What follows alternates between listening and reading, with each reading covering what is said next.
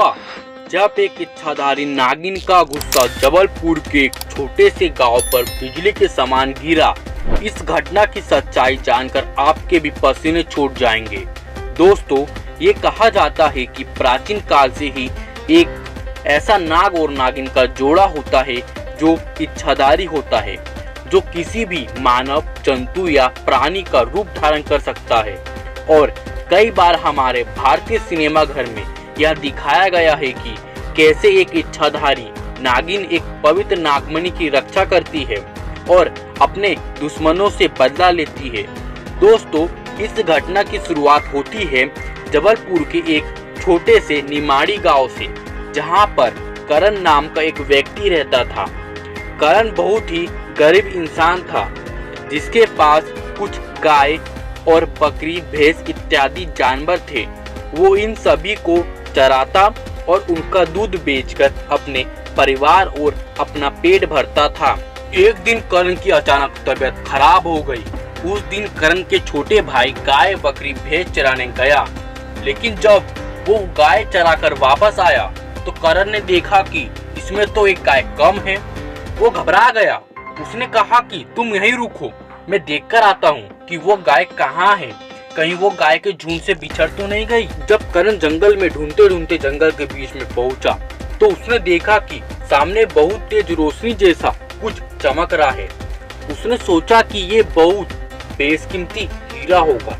वो तुरंत उसके पास गया और एक लकड़ी के माध्यम से उस चमकीली चीज को हिलाने लगा, परंतु करण को ये पता नहीं चला कि वो जो चीज हिला रहा है वो एक इच्छाधारी नागिन की नागमणि है।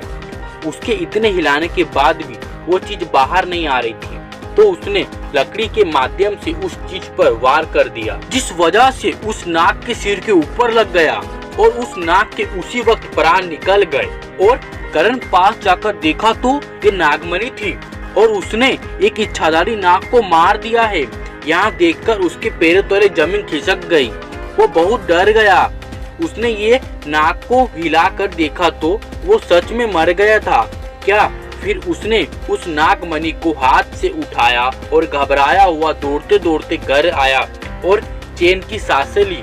उसने इस बात की घटना को जिक्र अपने परिवार किसी से भी नहीं किया और उसने उस नागमणि को अपने हाथों में उठाया और बोला कि हे नागमणि, मेरी जो गाय जंगल में घूम गई थी वो वापस आ जाए। और उसी पल उस नागमणि से एक तेज रोशनी निकली और करण की आंखों में अंधेरा छा गया और वो गाय घर के दरवाजे के सामने आ गई। इस चमत्कार को देखकर करण बहुत खुश हुआ और बोला, अब मैं इस नागमणि से जो मेरे सपने हैं वो मैं अवश्य पूरा हो जाएगा। और वहाँ वो इच्छाधारी नागिन ने देख लिया था कि वो नाग मर चुका है, तो वहाँ बहुत गुस्सा हो गई।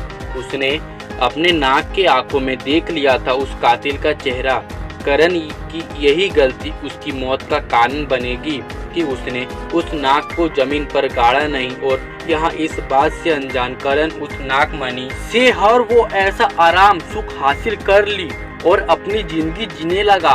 और यहाँ वह इच्छाधारी नागिन अपने नाग का बदला लेने के लिए तड़प रही थी, परंतु जब तक वो नागमणि करण के पास है, जब तक नागिन करण को नहीं मार सकती।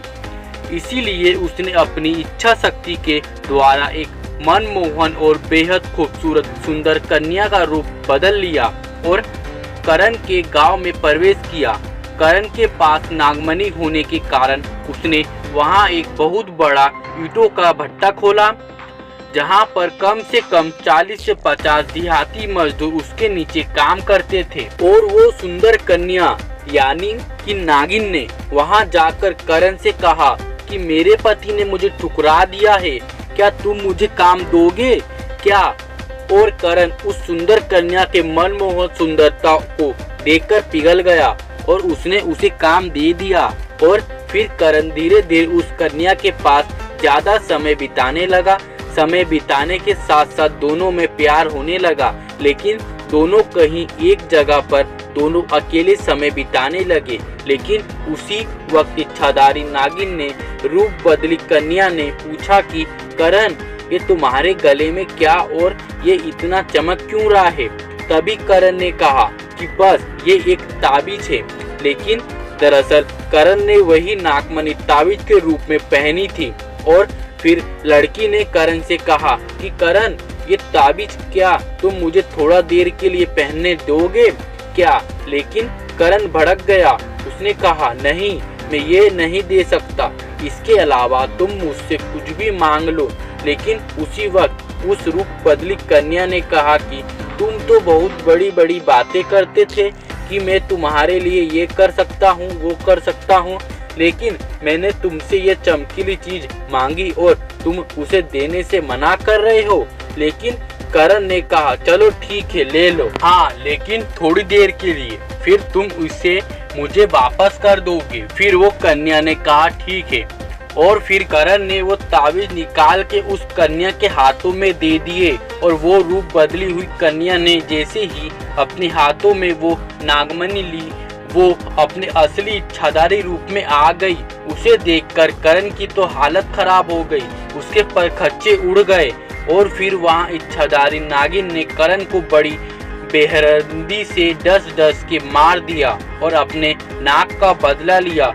तो दोस्तों, आप भी यहाँ ध्यान रखें कि जाने अनजाने में आपसे भी किसी नाग या नागिन की हत्या ना हो, नहीं तो आपको भी भुगतना पड़ेगा। और अगर आपको यहाँ घटना प्रभावित किया होगा तो हमें आप अवश्य बताएं, कमेंट करें और वीडियो में नए हो तो चैनल को सब्सक्राइब कर ले ताकि ऐसी ही वीडियो आपको अवश्य मिले। बोलो हर हर महादेव। धन्यवाद।